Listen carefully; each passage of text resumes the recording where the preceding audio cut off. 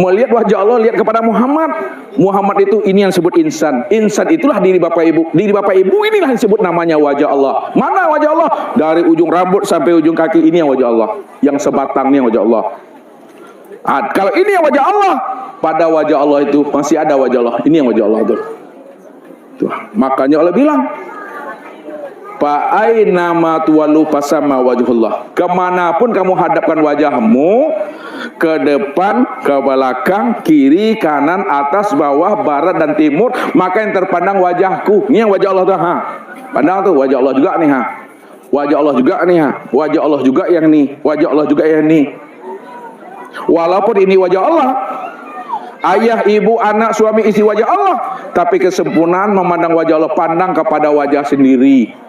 Jangan kepada suami, jangan kepada istri. Walaupun istri dan suami wajah Allah, tapi dalam sholat mandang kepada sini. Itu makom tawajuh. Jadi Allah yang memandang, Allah yang menyaksikan akan wujud dirinya sendiri, pada dirinya sendiri, yang disebut namanya insan. Itu sempurnanya. Baru disebut namanya makom tahmid. Tahmid itu makom memuji. Di mana letak duduknya? Ketika Bapak Ibu baca Al-Fatihah, ya, Alhamdulillahirabbil alamin. Apa jawaban Allah? Hamidani abdi. Ar-Rahmanir-Rahim, majadani abdi. Terus ke bawah sampai kepada maqam munajat. Itu tuh intai mengintai, intip mengintip, musyahada namanya. Allah dengan Muhammad, Muhammad dengan Allah. Diri yang zahir menyaksikan diri yang batin, diri yang batin menyaksikan diri yang zahir. Muhammad menyaksikan Allahnya, Allah menyaksikan Muhammadnya pada diri sendiri. Itulah syahadat itu duduknya. Jadi sebelum sholat didirikan, benahi syahadatnya. Syahadat apa artinya Bapak Ibu? Syahadat artinya syahadat apa? Syahadat itu artinya penyaksian.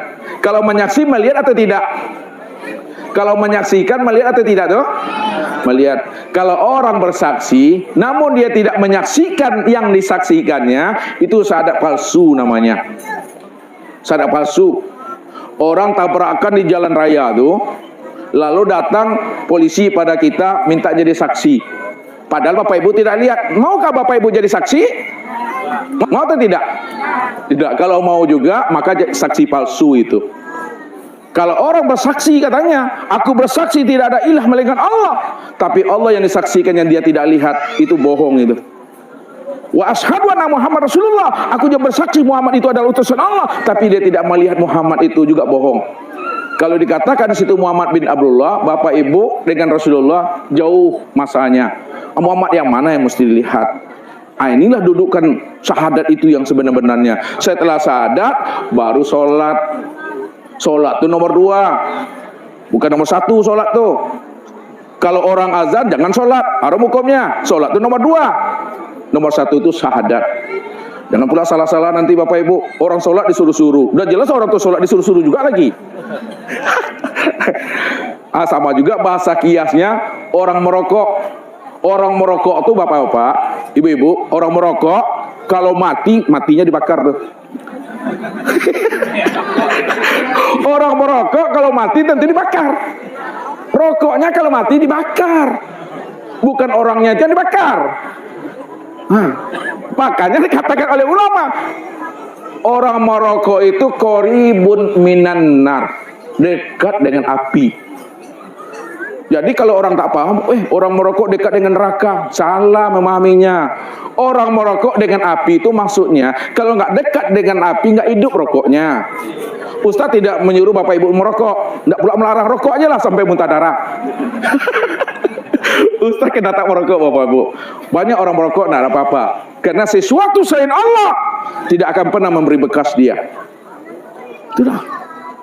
Kalau ada sesuatu memberi bekas, maka itu telah ada 2 wujud di situ. Maka ingatlah itu.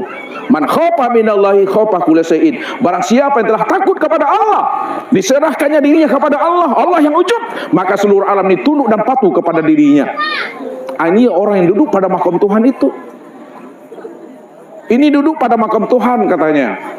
Mau sholat tahajud, lari kucing di atap loteng kita mengejar tikus, enggak jadi sholat tahajud. Pipis-pipis pun enggak mau jadinya.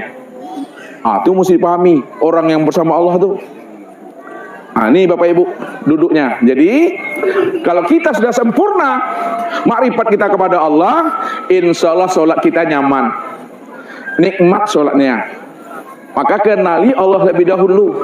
Jangan Bapak Ibu takut mengenal Tuhan. Ilmu mengenal Tuhan tuh ilmu yang tinggi, itu para wali. Bapak Ibu sudah lama jadi wali murid. Kalau kita tidak mengenal Allah, gak sah sholat kita. Kalau kita tidak mengenal Allah, batal sholat kita. Maka wajib kita mengenal Allah. Sebelum Allah memerintahkan sholat, Allah lebih dahulu memperkenalkan dirinya. Innani anallah. Setelah kamu kenal aku, kata Allah, baru fa'budni wa aqimis sholata li zikri. Itu sambungan ayatnya. Kalau kamu sudah kenal aku, maka beribadahlah kamu untuk aku. Hakikat ibadah itu liya'rifani, mengenal aku. Nih, penutup Bapak Ibu, penutup. Hakikat ibadah liya'rifani, untuk mengenal aku, mengenal. Makrifat, hakikat makrifat itu adalah liqa, berjumpa.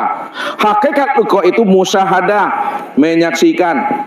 Hakikat musyahadah itu muwajjahah, bertatap wajah. Hakikat muwajjah itu adalah fana. Hakikat fana itu adalah baqa. Maka disitulah sholat itu nyaman dan nikmat. Tidak ada lagi membayang-bayangkan, tidak ada menyembah-nyembah. Karena yang menyembah dengan yang disembah satu juga orangnya di situ. Hanya dia semata-mata. Dialah yang menjalankan akan takdir diri sendiri. Allahu Akbar. Jangan dibayangkan juga lagi. Makin dibayangkan makin jauh. Makanya Nabi katakan, sayati zamanun ala ummati yusalluna wa la yusallun, akan datang suatu zaman kepada umatku nanti di mana umatku banyak mendirikan ibadah sholat, tapi sholat yang didirikannya itu belumlah disebut namanya orang yang mendirikan sholat, tapi itu hanya sebatas mengerjakan perbuatan sholat. Perbuatan sholat itu berdiri, ruku, i'tidal, sujud dan duduk. Tapi dia belum mengerjakan sholat. Yang sholat itu ingat akan Allah. Ingat yang berdiri itu siapa? Ingat yang ruku itu siapa?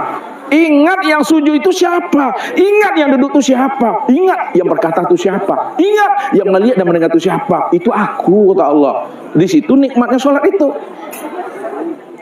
Jadi wajib belajar ilmu ma'rifat. Jangan Bapak Ibu takut belajar ilmu ma'rifat. Cari gurunya, cari pembimbingnya. Kalau guru dan pembimbingnya sudah melihat dan menyaksikan Allah, insya Allah jamaahnya pasti melihat dan menyaksikan Allah. Tapi kalau gurunya belum menyaksikan Tuhannya, gurunya belum berjumpa dengan Robnya, dipastikan jamaahnya juga haram noji bisa bertemu dan bersua dengan Allah. Tahu haram noji?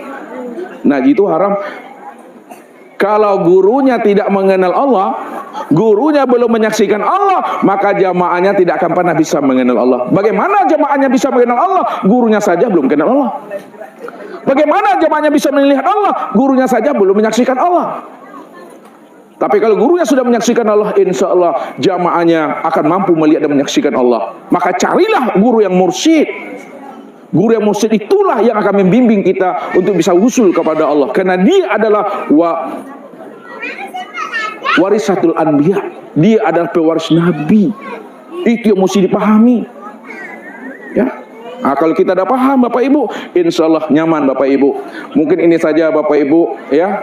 Aku dah capek aku nih, Mudah-mudahan dengan capeknya Ustadz Bapak Ibu bisa paham. Insya Allah Ustadz semangat lagi Bapak Ibu. Halo. Billahi taufiq wal hidayah. Assalamualaikum warahmatullahi wabarakatuh.